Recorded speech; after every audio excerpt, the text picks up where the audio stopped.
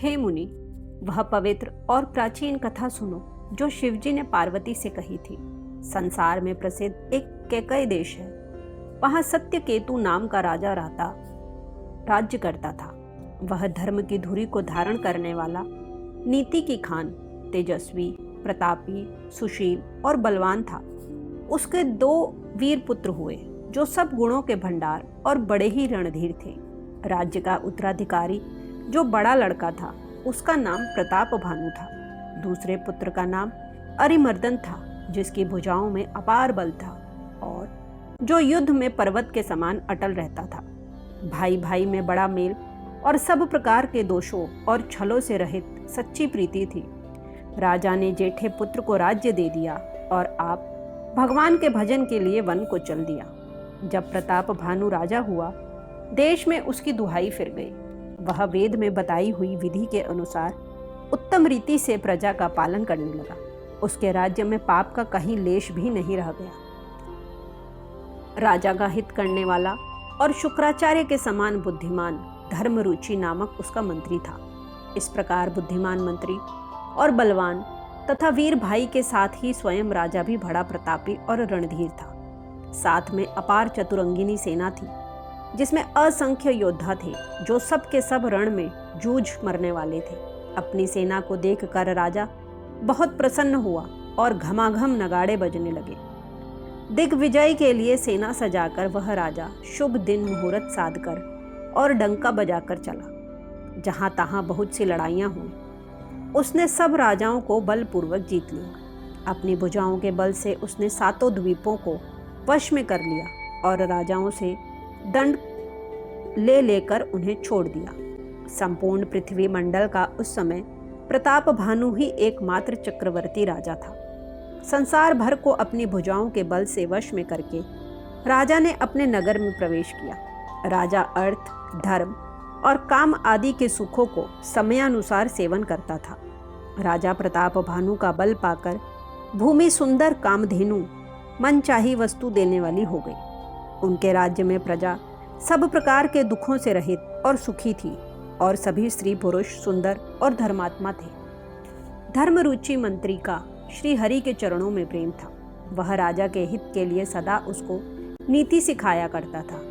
राजा गुरु, देवता, संत, पितर और ब्राह्मण इन सब की सदा सेवा करता रहता था। वेदों में राजाओं के जो धर्म बताए गए हैं, राजा सदा आदर पूर्वक और सुख मानकर उन सबका पालन करता था। प्रतिदिन अनेक प्रकार के दान देता और उत्तम शास्त्र, वेद और पुराण सुनता था। उसने बहुत सी बावलियां, कुएं, तालाब, फुलवाड़ियां, सुंदर बगीचे, ब्राह्मणों के लिए घर और देवताओं के सुंदर विचित्र मंदिर सब तीर्थों में बनवाए। वेद और पुराणों में जितने प्रकार के यज्ञ कहे गए हैं, राजा ने एक एक करके उन सब यज्ञों को प्रेम सहित 1000 बार किया। राजा के हृदय में किसी फल की कामना न थी। राजा बड़ा ही बुद्धिमान और ज्ञानी था। वह ज्ञानी राजा कर्म, मन और वाणी से जो कुछ भी धर्म करता था, सब भगवान वासुदेव के अर्पित करता था। एक बार वह राजा एक अच्छे घोड़े पर सवार होकर शिकार का सब सामान सजाकर विंध्याचल पर्वत के घने जंगल में गया और वहां उसने बहुत से उत्तम उत्तम हिरन मारे। राजा ने वन में फिरते हुए एक सूअर को देखा। दांतों के कारण वह ऐसा दिख पड़ता था मानो चंद्रमा को ग्रस कर राहु वन में आ छुपा हो। चंद्रमा बड़ा होने से उसके मुंह में समाता नहीं है और मानो क्रोधवश वह भी उसे उगलता नहीं है। यह तो सूअर के भयानक दांतों की शोभा कही गई। इधर उसका शरीर भी बहुत विशाल और मोटा था। घोड़े की आहट पाकर वह घुरघुराता हुआ कान उठाए चौकन्ना होकर देख रहा था। नील पर्वत के शिखर के समान विशाल शरीर वाले उस सूअर को देखकर राजा घोड़े को चाबुक लगाकर तेजी से चला और उसने सूअर को ललकारा कि अब तेरा बचाव नहीं हो सकता। अधिक शब्द करते हुए घोड़े को अपनी तरफ आता देखकर सूअर पवन वेग से भाग चला। राजा ने तुरंत ही बाण को धनुष पर चढ़ाया। सूअर बाण को देखते ही धरती में दुबक गया। राजा तक तक कर तीर चलाता है, परंतु सूअर छल करके शरीर को बचाता जाता है। वह पशु कभी प्रकट होता और कभी चिपटा हुआ भागा जाता था, और राजा भी क्रोध के वश उसके साथ लगा चला जाता था। सुअर बहुत दूर ऐसे घने जंगल में चला गया जहां हाथी घोड़े का गम नहीं था। राजा बिल्कुल अकेला था और वन में कलेश भी बहुत था। फिर भी राजा ने उस पशु का पीछा नहीं छोड़ा। राजा को बड़ा धैर्यवान देखकर सुअर भागकर पहाड़ की एक गहरी गुफा में जा घुसा। उसमें जाना कठिन देखकर राजा को बहुत पछताकर लौटना पड़ा, पर उस घोर वन में वह रास्ता भूल गया। बहुत परिश्रम करने से थका हुआ और घोड़े समेत भूख प्यास से व्याकुल राजा नदी तालाब खोजता खोजता पानी बिना बेहाल हो गया। वन में फिरते फिरते उसने एक आश्रम देखा। वहां कपट से मुनि का वेश बनाए एक राजा रहता था, जिसका देश राजा प्रताप भानु से छीन लिया था और जो सेना को छोड़कर युद्ध से भाग गया था। प्रताप भानु का समय अच्छे दिन जानकर और अपना कुसमय बुरे दिन अनुमान कर उसके मन में बड़ी ग्लानि हुई। इससे वह न तो घर गया और न अभिमानी होने के कारण राजा प्रताप भानु से ही मिला। दरिद्र की भांति मन ही में क्रोध को मारकर वह राजा तपस्वी के वेश में वन में रहता था। राजा प्रताप भानु उसी के पास गया। उसने तुरंत पहचान लिया कि यह प्रताप भानु है। राजा प्यासा होने के कारण व्याकुलता में उसे पहचान ना सका। सुंदर वेश देखकर राजा ने उसे महामुनि समझा और घोड़े से उतरकर उसे प्रणाम किया, परंतु बड़ा चतुर होने के कारण राजा ने उसे अपना नाम नहीं बदलाया। राजा को प्यासा देखकर उसने सरोवर दिखला दिया। हर्षित होकर राजा ने घोड़े सहित उसमें स्नान और जलपान किया। सारी थकावट मिट गई। राजा सुखी हो गया। तब तपस्वी उसे अपने आश्रम में ले गया और सूर्यास्त का समय जानकर उसने राजा को बैठने के लिए आसन दिया। फिर वह तपस्वी कोमल वाणी से बोला, तुम कौन हो? सुंदर युवक होकर जीवन की परवाह न करके वन में अकेले क्यों फिर रहे हो?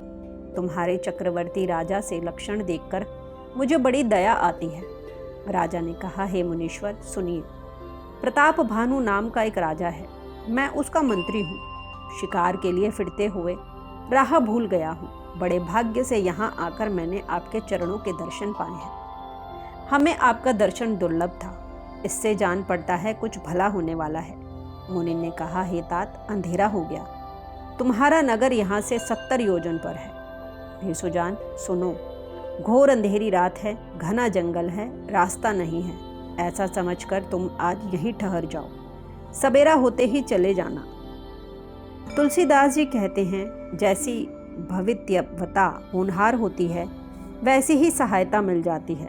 यह तो वह आप ही उसके पास आती है या उसको वहाँ ले जाती है। हे नाथ, बहुत अच्छा। ऐसा कहकर और उसकी आज्ञा सिर चढ़ाकर घोड़े को वृक्ष से बांधकर राजा बैठ गया। राजा ने उसकी बहुत प्रकार से प्रशंसा की और उसके चरणों की वंदना करके अपने भाग्य की सराहना की। फिर सुंदर कोमल वाणी से कहा, हे प्रभु, आपको पिता जानकर मैं ठिठाई करता हूँ।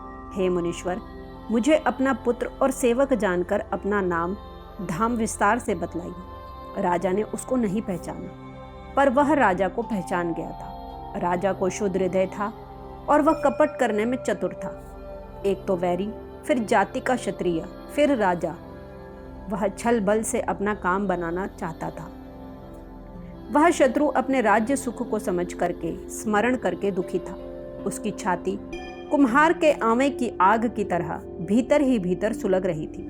राजा के सरल वचन कान से सुनकर अपने वैर को याद कर वह हृदय में हर्षित हुआ। वह कपट में डुबोकर बड़ी युक्ति के साथ कोमल वाणी बोला, अब हमारा नाम भिखारी है, क्योंकि हम निर्धन और अनिकेत घर द्वारहीन हैं। राजा ने कहा, जो आपके सदृश्य विज्ञान के निधान और सर्वथा अभिमान रहित होते हैं, वे अपने स्वरूप को सदा छिपाए रहते हैं, क्योंकि कुवेश बनाकर रहने में ही सब तरह का कल्याण है। प्रकट संत वेश में मान होने की संभावना है और मन से पतन की। इसी से तो संत और वेद पुकार कर कहते हैं कि परम अकंचन, सर्वथा अहंकार, ममता और मान रहित ही भगवान को प्रिय होते हैं। आप सरीखे निर्धन, भिखारी और ग्रहहीनों को देखकर ब्रह्मा और शिव जी को भी संदेह हो जाता है कि वे वास्तविक संत हैं या भिखारी। आप जो हो सो हो, अर्थात जो कोई भी हूँ, मैं आपके चरणों में नमस्कार करता हूँ। हे स्वामी, अब मुझ पर कृपा कीजिए। अपने ऊपर राजा की स्वाभाविक प्रीति और अपने विषय में उसका अधिक विश्वास देखकर सब प्रकार से राजा को अपने वश में करके अधिक स्नेह दिखाता हुआ वह कपट तपस्वी बोला, हे राजन सुनो, मैं तुमसे सत्य कहता हूँ, मुझे वहाँ रहते बहुत समय बीत गया। अब तक न तो कोई मुझसे मिला और न मैं अपने को किसी पर प्रकट करता हूँ, क्योंकि लोक में प्रतिष्ठा अग्नि के समान है जो तप रूपी वन को भस्म कर डालती है। तुलसीदास जी कहते हैं, सुंदर वेश देख कर मूड नहीं, मूड तो मूड ही है। चतुर मनुष्य भी धोखा खा जाते हैं। सुंदर मोर को देखो, उसका वचन तो अमृत के समान है और आहार सांप का है।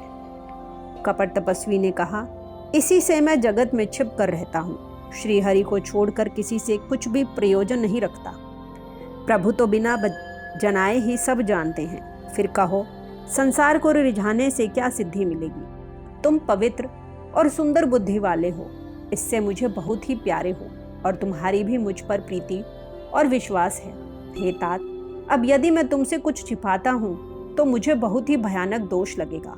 ज्यों ज्यों वह तपस्वी उदासीनता की बातें कहता था, त्यों ही त्यों राजा को विश्वास उत्पन्न होता जाता था। जब उस बगुले की तरह ध्यान लगाने वाले कपटी मुनि ने राजा को कर्म, मन और वचन से अपने वश में जाना, तब वह बोला, हे भाई, हमारा नाम एक तनु है। यह सुनकर राजा ने फिर सिर निवाकर कहा, मुझे अपना अत्यंत अनुरागी सेवक जानकर अपने नाम का अर्थ समझा कर कहिए। कपटी मुनि ने कहा, जब सबसे पहले सृष्टि उत्पन्न हुई थी तभी मेरी उत्पत्ति हुई थी, तब से मैंने फिर दूसरी देह नहीं धारण की, इसी से मेरा नाम एक तनु है।